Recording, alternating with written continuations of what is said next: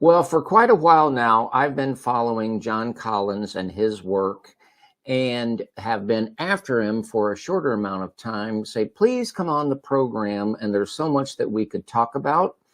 But recently, on the episode entitled Holy Landgrab, it gave us a really good reason to springboard into the conversation. And so I want to get right into welcoming my guest, John Collins. John, thank you so much for being here.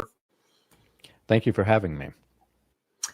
Could you take a moment, and there are going to be some that are not familiar with who you are, what you do, the work that you do, like pretty much around the clock. Could you take a moment and fill those folks in and make sure they understand how they can find you and follow your work, please?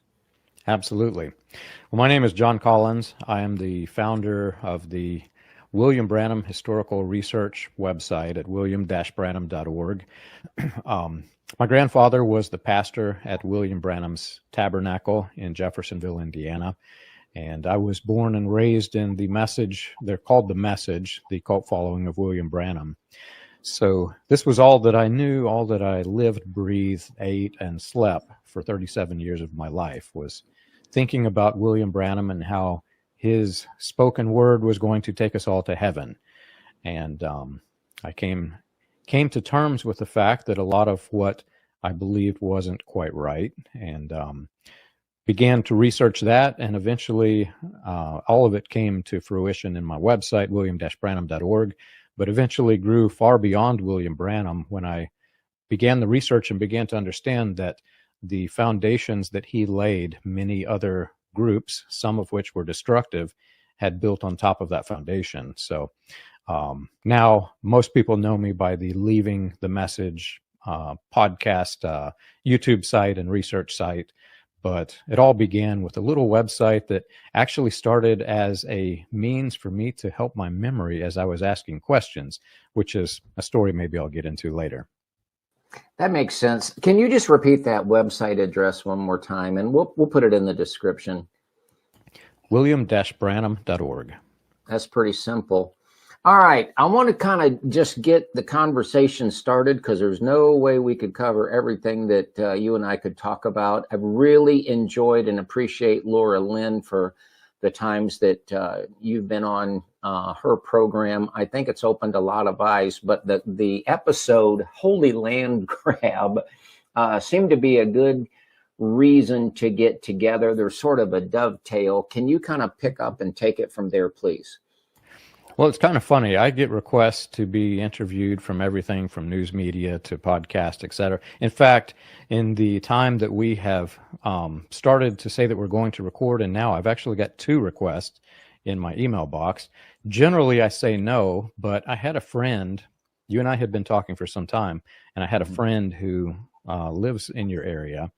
And he said, John, did you know about this? Did you hear about this? And he shows me your video. And I was like, I know that guy.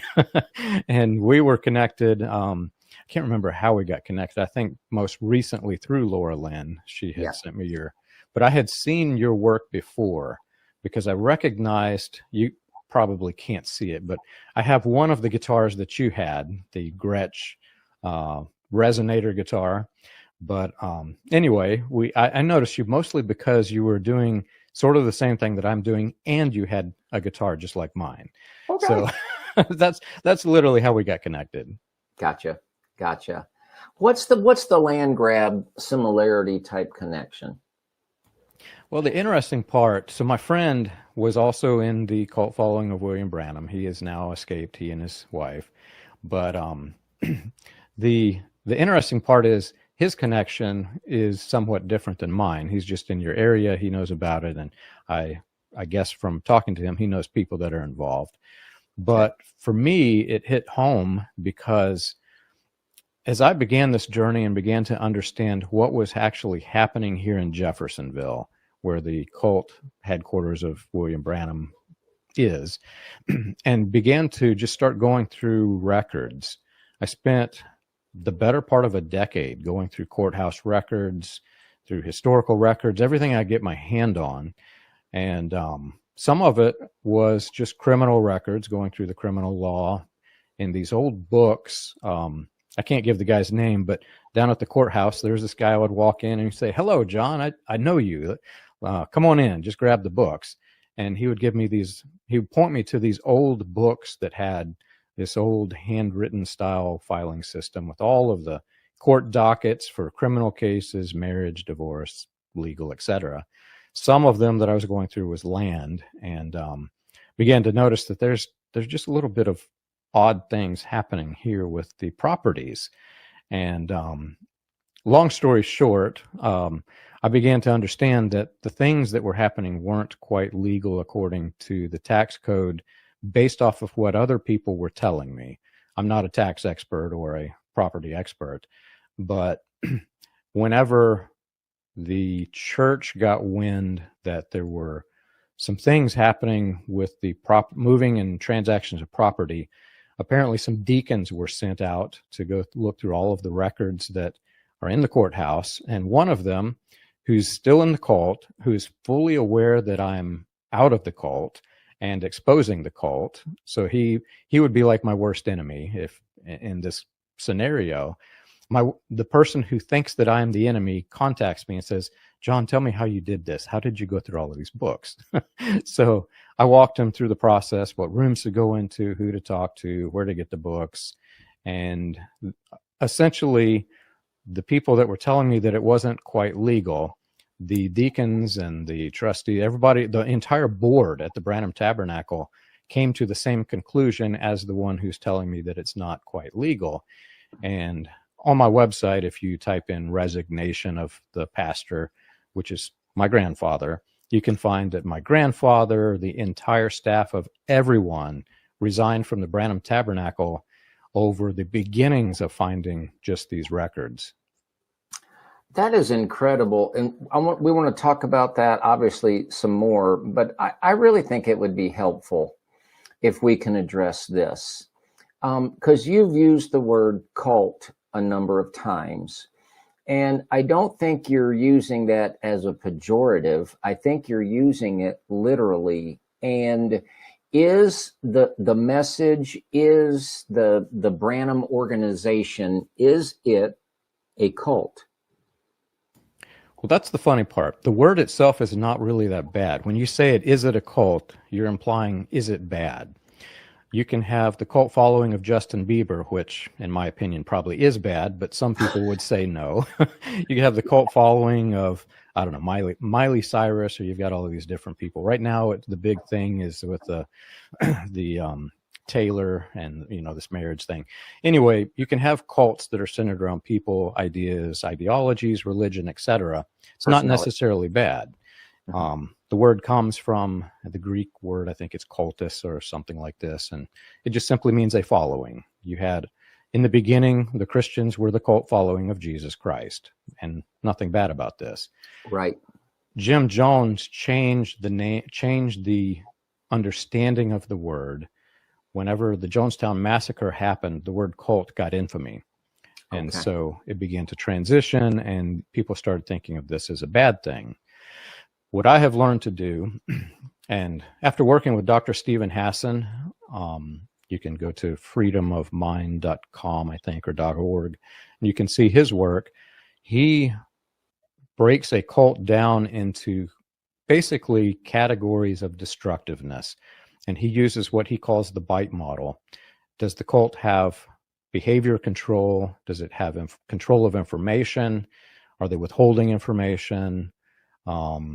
Thought control, thought manipulation, emotional control, emotional manipulation.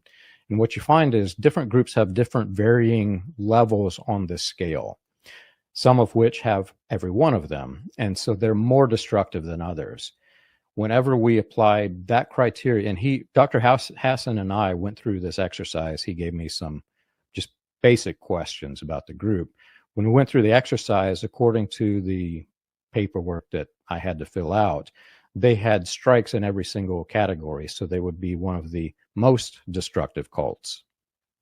Well, and the reason that I asked that is because as I guess what people would call Pentecostal, charismatic, I've noticed that there are a lot especially if you're a bigger named preacher, people like to speak very fondly of Branham. I'm not sure they really know that much about him, but they revere him as this great guy that, kind of got off at the end.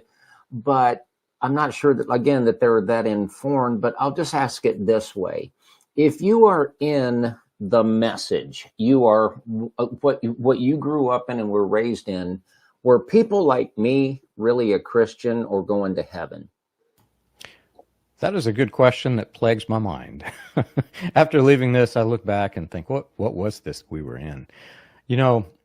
If you are a Christian theologian and you are leaning towards the idea that if you have a different view of the Godhead or a different view of God than what is in the Bible, they would say they're serving a different God, and therefore these people are not Christian. They can't be Christian because they're serving a different God. If you go to that page that I mentioned, the resignation of the pastor of the Branham Tabernacle, there's a spot where my grandfather gives his resignation. And embedded in this, he says something to the effect that this was God tabernacled in human flesh. And he's referring to William Branham. William Branham is God tabernacled in human flesh. So if you're on the outside looking in and you're asking the question, are they serving a different God? Well, here's literally the pastor of the church saying that this dead guy who's buried in the cemetery either one or 2 blocks away from the church was God in the flesh. Therefore, it must be a different God. So from the outside looking in, most people would say, yes, they're serving a different God. They're going to hell, every one of them. But if you understand the concepts of mind control and how it works, there are people who are manipulated and can believe 2 polar opposite things at the same time. As difficult as that is to believe, they can literally believe a yes and a no for the same question at the same time through what's called cognitive dissonance. So there are people in it who do read their Bibles. They do understand that God sent his Son to save the world. God sent the Holy Spirit to be within us. And they have that concept in their head, but they're also being indoctrinated to believe that the spoken word, which was a literal new thing to the written word, which is the Bible, that takes somewhat priority over the Bible, can be co-equal, and therefore they basically have 2 gods in their head. So it becomes really, really odd when you try to ask the question. I can't answer it because whenever I was in it, I know that I believed in God. I believed in the same thing that I believe today, right? I read where God the Father sent his Son, and then the Son died on the cross, rose again, and said, I will send you the Holy Spirit. I believe this. And what's interesting about that is I believed a Trinitarian view of the Godhead while I was in it, because that's what the Bible said. Yeah. But at the same time, I believed the opposite because I was told that Trinitarianism was demonic, that Satan had inspired Trinitarianism. Anybody who believed this thing that I did believe had taken the mark of the beast. So this is a teaching by William Branham. What I didn't know at the time was that Branham also, while condemning anybody who had accepted the Trinitarian doctrine, he would go to Trinitarian crowds and preach and pray to the persons of the Trinity. And I'm told even will baptize in the name of the Father, Son, and Holy Ghost.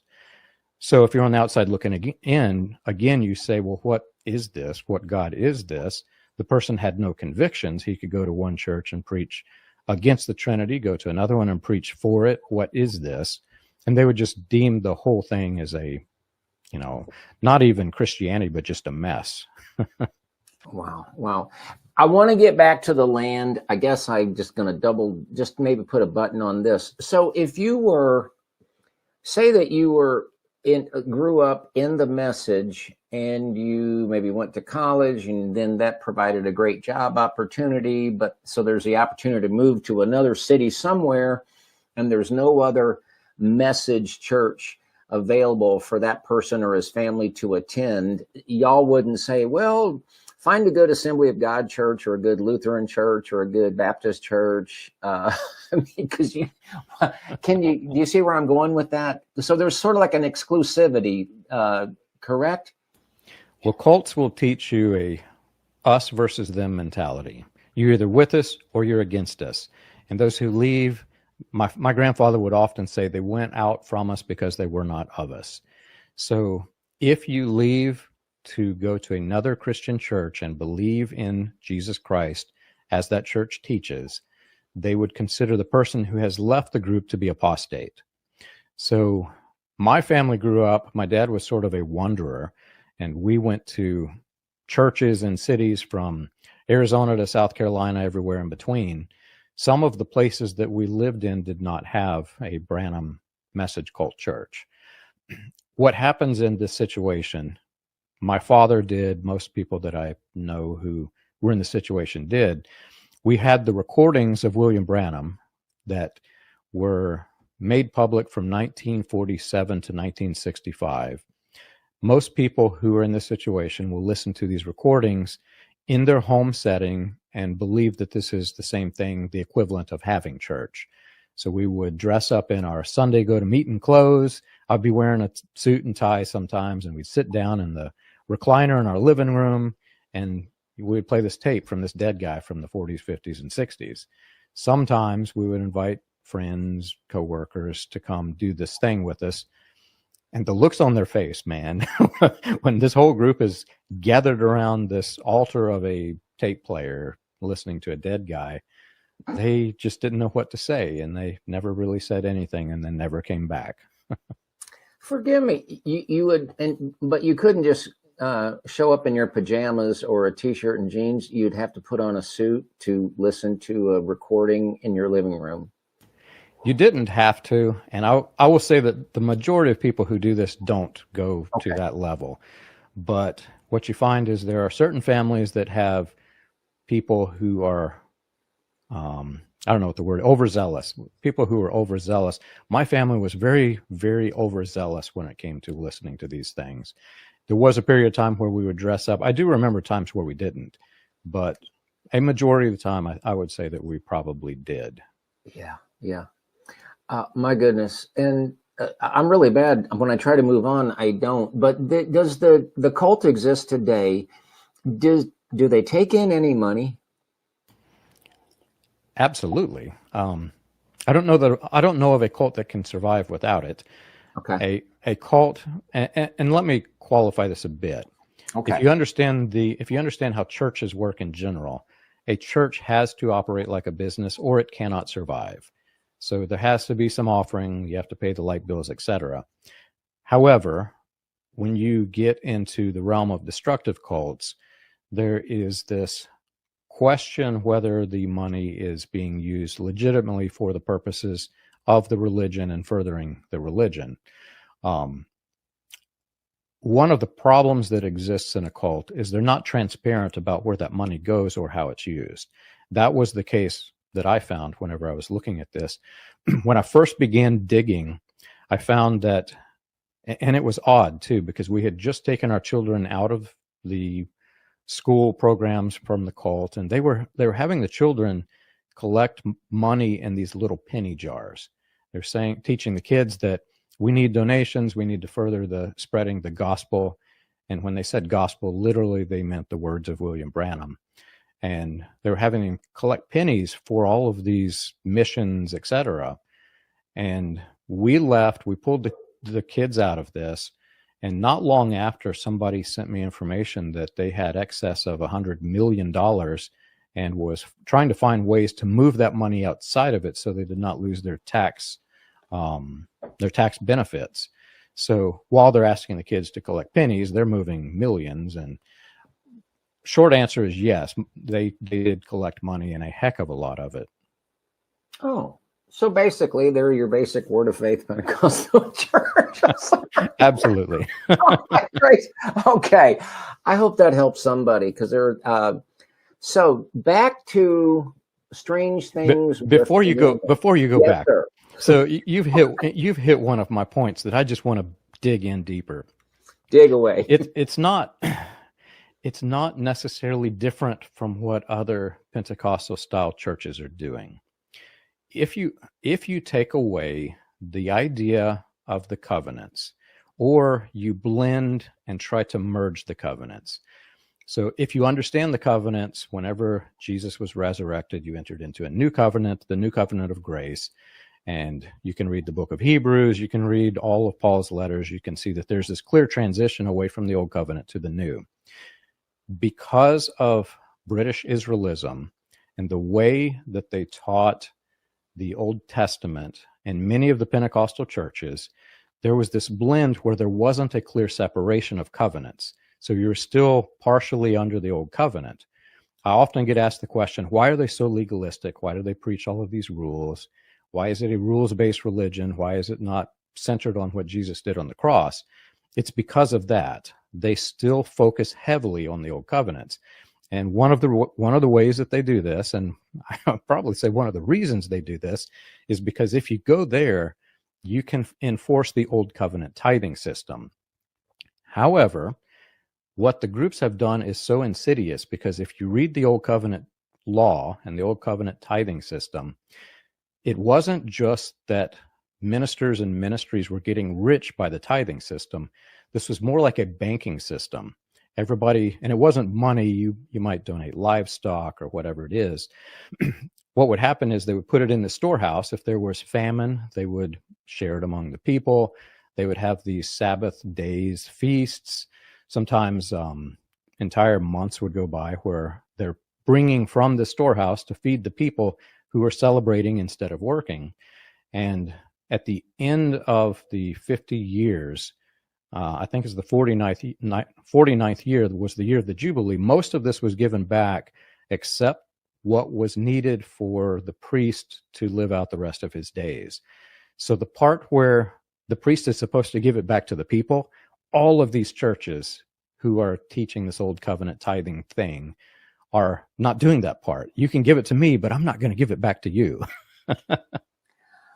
Yeah, so under the old covenant tithing system, at the end of 50 years, did like the priests have to give like their jets back? And their Cadillacs, man. And the Cadillacs back. Well, what about their Breitling watches? Okay, I digress. Okay, so so you got curious about some land, and your metaphorical arch enemy even said, how'd you figure that out? Maybe we can pick up the story there, because it's quite interesting. Yeah, I get interested about the land grabs because of this. Whenever I start to see that whenever a group is doing things financially in a way that benefits one single family, this is actually a violation of tax law, according to what I've been told. Again, I'm not an expert in tax law. If I'm wrong, somebody can correct me. But I have actually talked to attorneys about this, and the attorneys tell me that there are laws established so that one family cannot become rich in any organization, whether it's religious or not. And yet you see many of these groups that are doing this, and they find ways to skirt around the laws. One of the things that came out whenever I began publishing all this information, this $100 million actually made the news here locally. The local reporter was basically saying that they had these assets of $100 million and they're collecting, I can't remember the exact words, but this massive amount of money comes in. Well, suddenly you see another organization established. You can go to my website and you can type in the Jehovah Jireh Foundation, J-A-J-A-R. HR. I got to look it up how to spell it. Hopefully you can cut this part out. Jehovah, Jireh, Jireh. There you go. And you can look it up and you can see they created an entire foundation simply to move the money out of the main organization. So the main organization did not lose tax status. It goes into the sub-organization.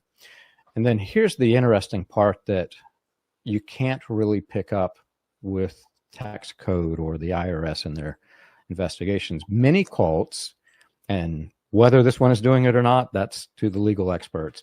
Many cults will have subsidiaries or partnering organizations who are generally in contracting or law, grains or farming, something that money can't be traced. and they will do a heck of a lot of business with somebody like this. And it's all legal. You can have expenses. You can have somebody come work on your house, for example, and pay the contractor. But what happens in a lot of cases that you read about in the news, they're hiring these companies and they're giving them a lot more money than really the goods or services should require. And then you don't know what happens with the money, because in the very beginning, they're not being transparent that they're even doing this in the first place. So the question comes up, where is the money going? And it's not a question that I had, or even one that I was asking, but you can read through the resignation speeches of the people who left my grandfather's church. That was the one every single one of them asked, where is the money? So the Branham organization did not publish like yearly financials, so much here, so much there. It didn't work that way. It was a little bit odd. So in my grandfather's church, you'd walk in the door, you'd turn left or right and go to the 2 aisles. If you turned left, there was always a posting on the bulletin board of this was the tithes, this was the offering, and this was the expenses, but it never was really broken down beyond the totals. So you never knew really what the expenses were. You never knew what the tithe or offering, how they came in. You just had those numbers. And interestingly, they had beside this a picture of the Beatles with circles around the head saying, this is not how men should cut their hair. So here we are in 2012 is when I left. In 2012, we were told that you cannot cut your hair like the Beatles. And I always thought as a kid, I'm walking through looking at this thinking, I don't even really want to do that. Nobody else I just want to hold your hand. I just want to hold your hand. But I could go off on a tangent in that, but I won't. Okay. But where I was heading with this, when we left that church, we went to another church that was not a cult church. Right. And I sat through several services, and then they asked me, do you want to come to the members meeting? I wasn't a member yet, but I guess they were trying to get me to become one. So I sat through the members meeting, and before we started the meeting, they handed me a stack of papers like this. And I thought, well, what is this? And I opened it up, and it's got expenses all the way down to these. This is exactly how much money we spent on toilet paper. We knew every dollar and where it went. And I was shocked. I was like, you got to be kidding me. Other churches are transparent about their money. Why weren't we? And honestly, it was because they gave me that paper that I started digging into the finances, because if they're not being transparent about the money, usually there's a reason why they're not being transparent. Can you say that again, just as a quotable quote? I'm full of quotable quotes, but they don't always come out right when I say them. All right. I got faith in you. Give it a shot. Man, what was that? If they're not transparent about the money, there's usually a reason for that. Is that pretty close? I think what I said was something to the fact that usually if a group is not transparent about their money, there's a reason why they're not transparent. Okay. We have to get I need people to understand about the building that was on 2 pieces of property at the same time. As long as we get there, I'm going to ask you to continue, because people aren't going to believe this. I don't think they will believe it. In fact, I remember whenever I got the phone call from the deacon, he was like, I just don't know what to do, John. This does not make any sense. And he was also a businessman. I knew him personally. He was also a businessman, and he was like, from a church standpoint, it doesn't make sense. From a business standpoint, it doesn't make sense. Every way that you look at this, it looks like something dirty is happening. And I went over the documents with him. He actually shared with me the property documents. I had not got the updated copy of the deed. Right. But the story you're talking about, so let's talk about what happened so people can fully understand. Okay. My grandfather's church was actually planted by the imperial wizard of the Ku Klux Klan. William Branham's mentor, Roy E. Davis, was the second in command of the 1915 Klan. He had started numerous white supremacy organizations, was fleeing all kinds of criminal charges, everything from libel to slander, I think, theft.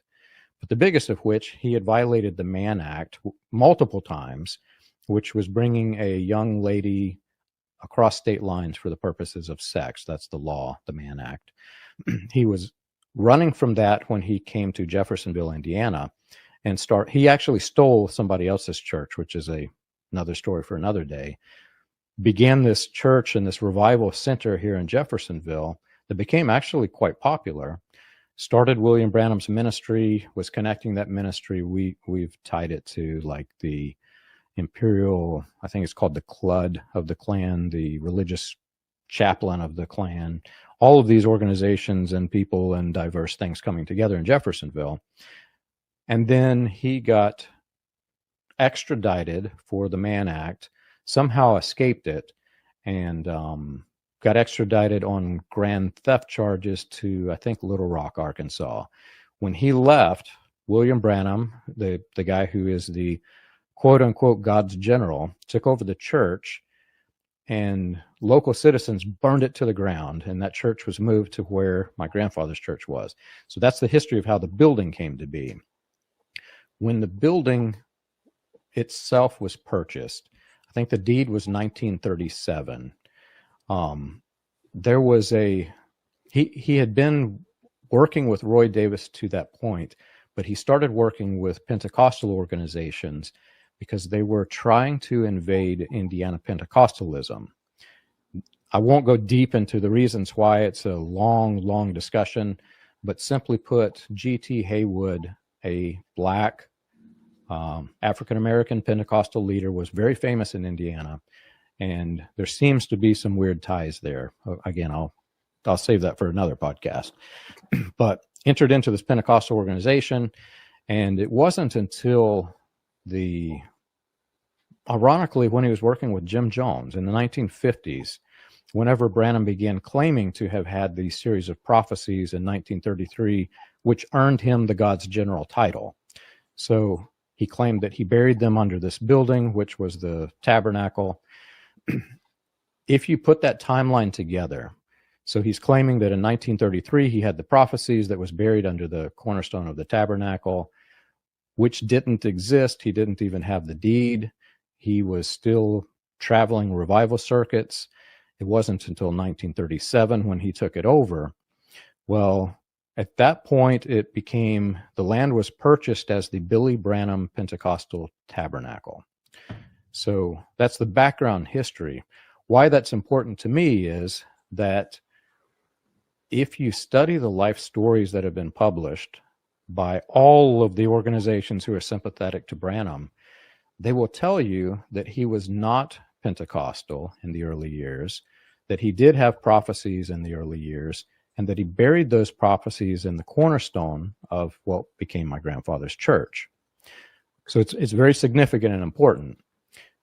The land, I think it's called the plat map. The plat map that the deacon gave me showed that right down the middle of the tabernacle, one side, the family took that land and I guess they deeded it away from the church to their organization, right down the middle of the building.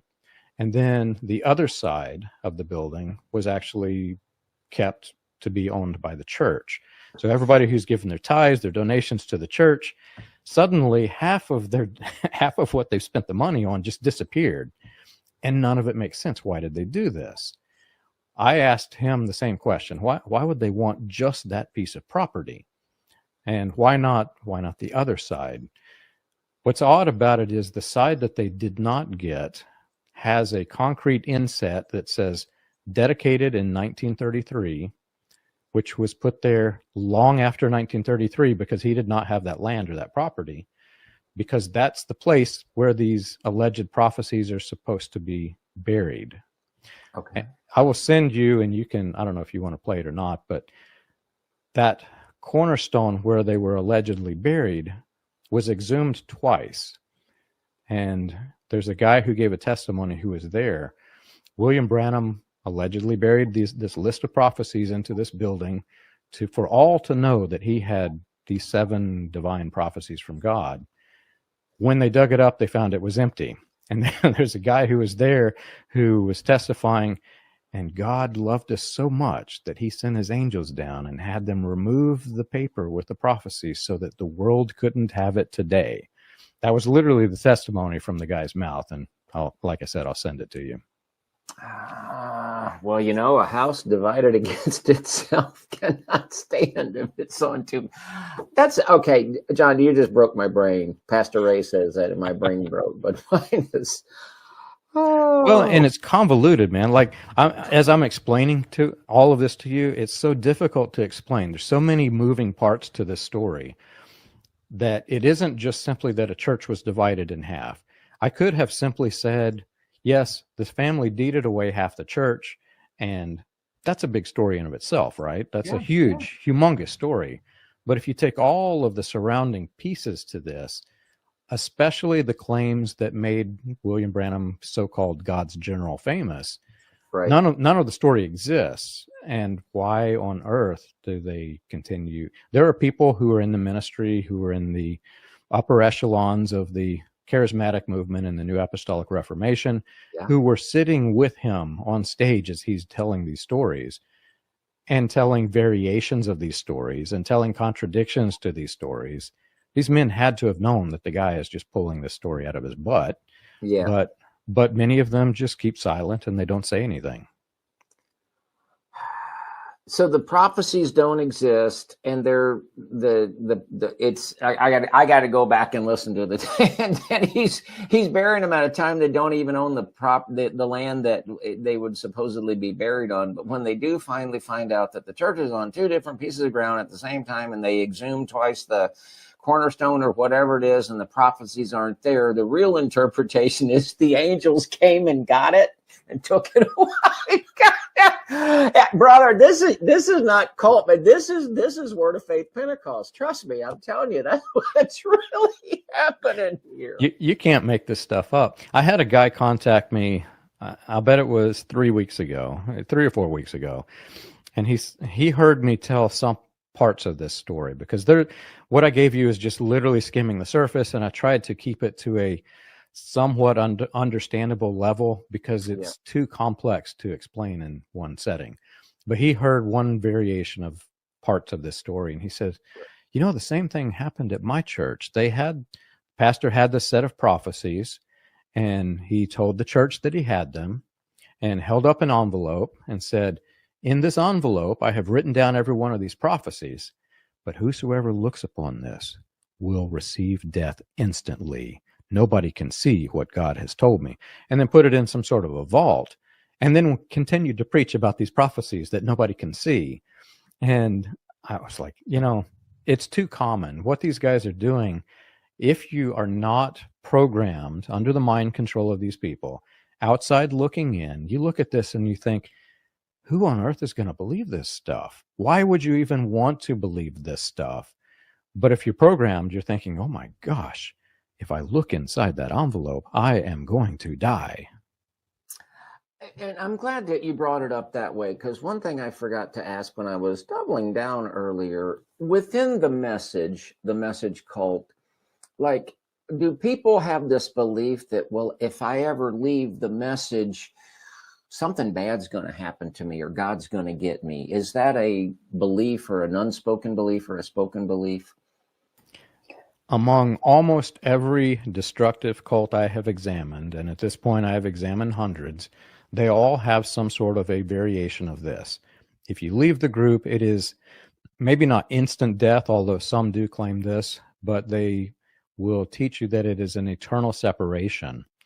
And the sad part of it is, so my family, for example, all I did with my grandfather was simply ask a question, because I had discovered of the prophecies that William Branham had given, none of which were recorded in 1933, but most of which were recorded in the 1950s after he met Jim Jones. They were all talking about events that happened in the past. And so when I went back and looked, the details weren't quite right. So if you're telling it afterwards, you would think you would at least study what it is that you're prophesying about and get the details right.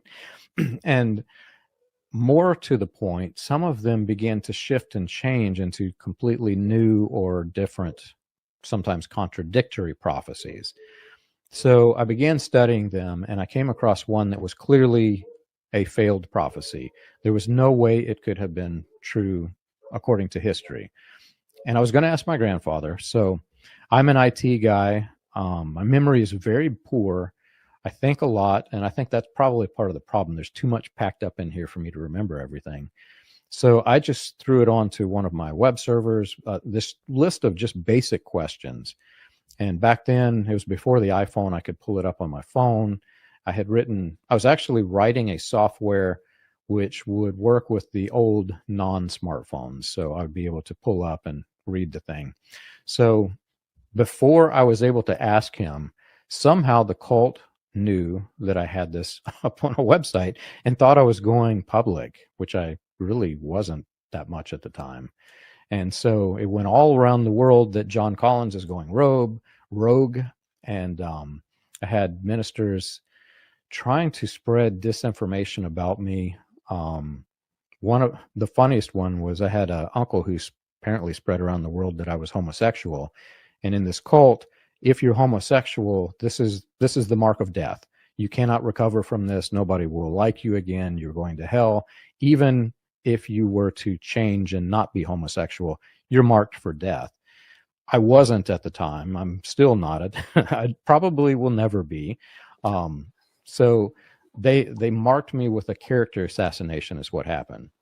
So then whenever my questions came to my grandfather, I remember the conversation clearly. I just simply asked him a couple questions.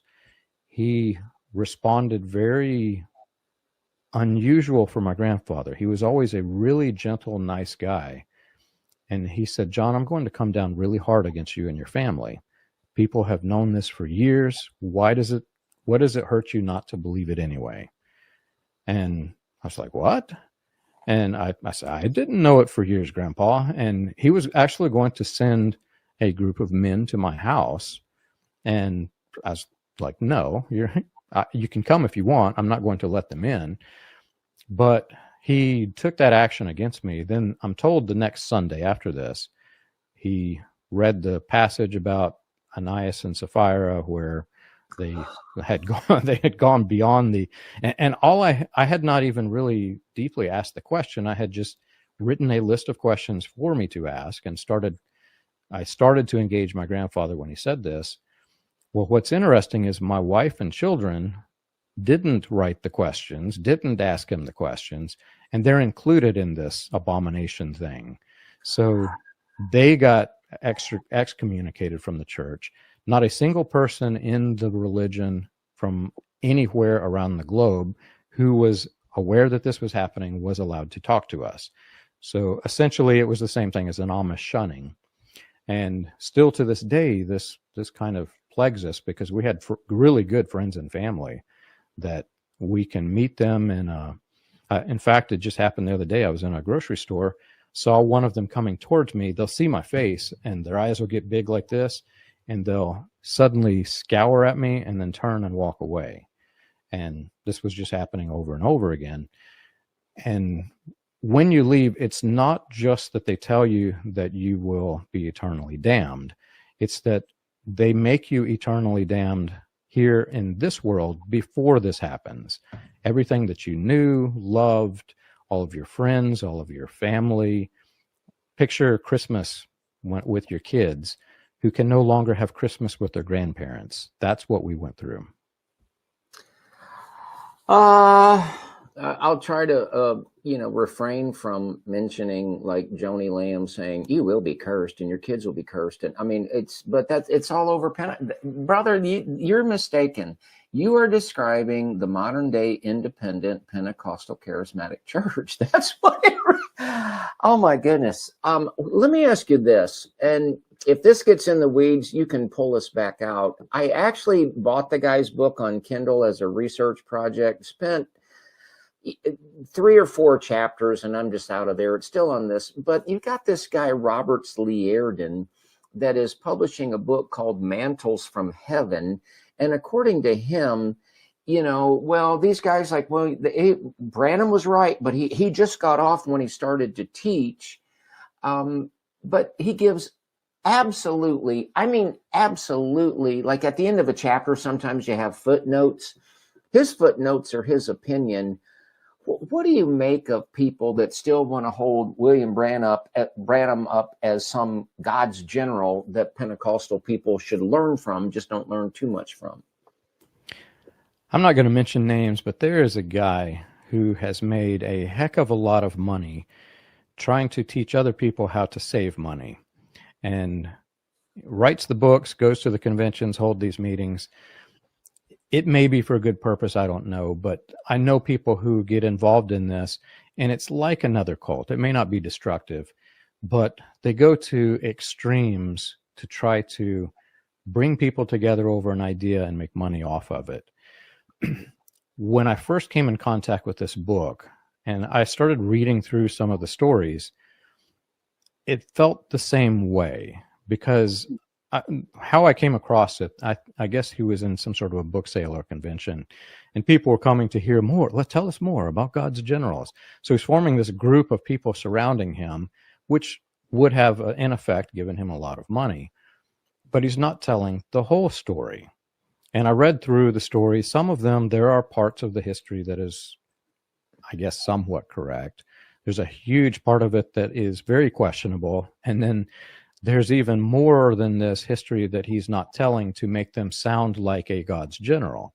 And you can go name by name by name. If you look into the backstories, you're like, I don't know that I would call this person a God's general. This was a scoundrel. This was a outright scoundrel that he's painting as a God's general. And that's not just William Branham. I'm talking about some of the other names. John G. Lake. You look into his backstory and, oh my gosh, man, that guy should never have been in a church. It's just ridiculous. But what I came to understand is there are people in this movement who recognize that if they can say things in such a way that makes it sound spiritual, in a way that can make people overzealous, people get excited about it. And you can literally say that, I could tell you that one of my guitars has an angel, and God came down and I could see the face of the angel in the guitar. And I'll bet you I could sell it to somebody in this movement for $10,000 because, oh my gosh, that is a divine guitar. It's that mentality that causes all of this. If this person, Robert Schleierden, were to go to a non-Pentecostal, non-charismatic setting, some Christian group who is just legitimate Christians intent on focusing on the Bible and try to sell the same thing, they would read through it and think, well, this sounds an awful lot like hero worship. Why are you doing this? But because we're in this Pentecostal charismatic setting, hero worship is somewhat justified and dignified. If you can find a hero that's worthy of worship, then like my grandfather said, they're God tabernacled in human flesh. Let's indeed worship these people and paint them as generals. So when I first came in contact with the book, all of this was going through my head, and I started reading through it and realized that I don't want to know part of the story. I would rather know the whole story, because if you are hiding facts and concealing facts, back to Dr. Stephen Hassan's bite model, that is one of the clearest marks of a cult, withholding information. Well, what's getting back to, and I will get off of this, but like you talked about hero worships, what about the people that kind of prop up the hero worship? And I saw him do an interview with Lance Wallnau, strive, but do an interview with Lance Wallnau, and they're talking about this as though it's a thing. And in that interview, Robert Schleierden calls William Branham, he was probably the greatest prophet in like 500 years. William Branham was probably a prophet like there's none alive today like unto him. Probably a prophet in 500 years, not like him. Everybody that I interviewed for years, family, preachers, said this. He never missed it when he was operating in his gifting. But how do you square that with the fact that the guy was fraudulent with these seven? I mean, help us out with that. I mean, Or maybe you can't. Well, I studied all different views on William Branham after I left. Okay. One, you can go to Charisma magazine, I think it is, and type in William Branham, and you'll see they're even giving the list of 7 prophecies. And it was odd to me because when I read it, that wasn't the list that was programmed in my head. But wait, are they talking about the 7 prophecies that the angels stole? Yes. So that no, okay, those 7 prophecies. Yeah. The angel stole prophecies. Yeah, got it. Okay. Are you able to cut parts out? I can. I don't think people, but keep going. But this is a good audience. But I will. Yes, sir, I will. Go ahead. And if you want me to cut it, I'll cut it. Well, I'm hoping that I'm hoping my brain didn't go in a different direction. Were you talking about the 7 prophecies of Branham? I'm go ahead and talk about the 7 prophecies of Branham. We'll make it make sense. What I'm getting at is, though, just what you called earlier the cognitive dissonance. But keep going. And I apologize. I got to throw in a snarkism every once in a while. No, it's all right. So I started looking at Charisma magazine after I left, and it talks about William Branham's 7 prophecies. And what was odd, it wasn't the same list that I had programmed in my head. I had clearly the list of 7 prophecies as I knew it. So I go back to the sermons and I look, and well, the one that I go back to the sermon I'm familiar with, where he talks about this, and well, no, I'm right. Why did they write that?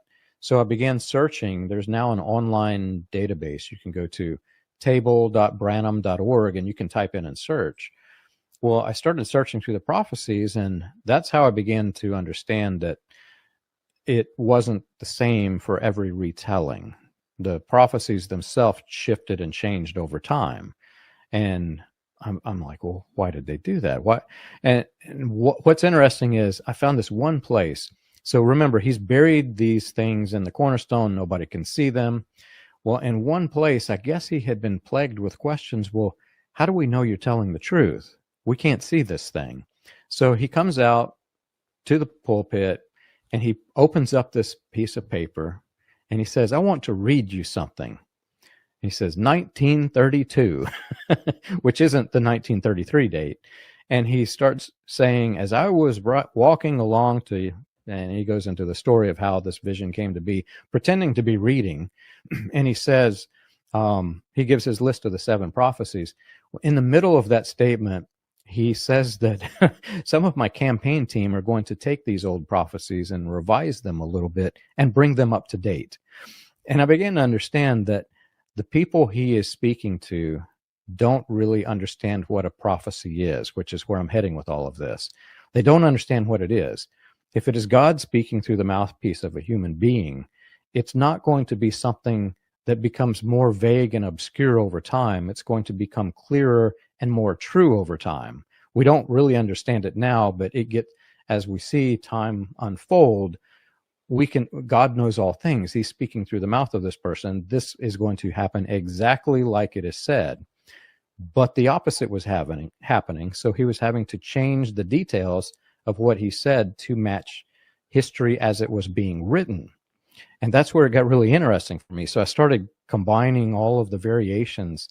And if you go to my website and type in 1933 prophecies, you'll find that there's like 18 different prophecies that are supposed to be the 7. One of them, this is the funniest one. One of them was, do not eat eggs or live in valleys at the end time. My family grew up with the Branham family. They always ate eggs. We live in the Ohio River Valley. The church, the Branham Tabernacle, is in a valley. But one of the prophecies was, don't eat eggs and don't live in valleys at the time of the last days. Yeah, but other than that, it was right on the button. Right. Oh man, John, we had discussed. I mean, I'm not in a hurry, but you have a very busy schedule. I do at least want to touch on this just a little bit. When I first discovered your channel, a little over, I think, 2 years ago, I just gotta say, I was like, what? When I saw the photos that you posted of William Branham on a hunting trip, and one of his hunting partners, they're laying on the ground, they're smiling at the camera, and the gentleman literally has his head laying on what a hillbilly redneck would say on the lap or on the crotch of William Branham. Can you help us with, I mean, is there anything weird there to take in or know about or think? I just can't imagine in any setting I've ever been where that would have been acceptable. I'm smiling because I call that the Brokeback Mountain photo. So there's so much to say here. This could be another podcast, and there's a lot that I can't say. Some of this goes back to family stuff that I can't say. I understand. Again, whenever they tried to cast me out of this cult, they tried to paint me as homosexual. Whenever I was a young male, I was the complete opposite of this. If there was a polar opposite, it was me. I liked the ladies, right? Yeah. And I've never had the struggle, but that's how they paint you. They want to paint you as some demonic form that don't listen to this guy because he has a demon. That's how they do this. Right. When I discovered all of the questions surrounding the sexuality of William Branham, I was shocked. I was really, really, really shocked. And not just William Branham. If you go back and listen to our podcast that Charles and I are doing, it's on the Revival History series. Yes. We talk through some of this. Many men in William Branham's inner circle were homosexual. Some of them were predators. And when I say predators, some of them had made names for themselves as being some of the most torturous demonic predators you have ever known. In fact, movies cannot be made about them without turning to X. That's how bad this is.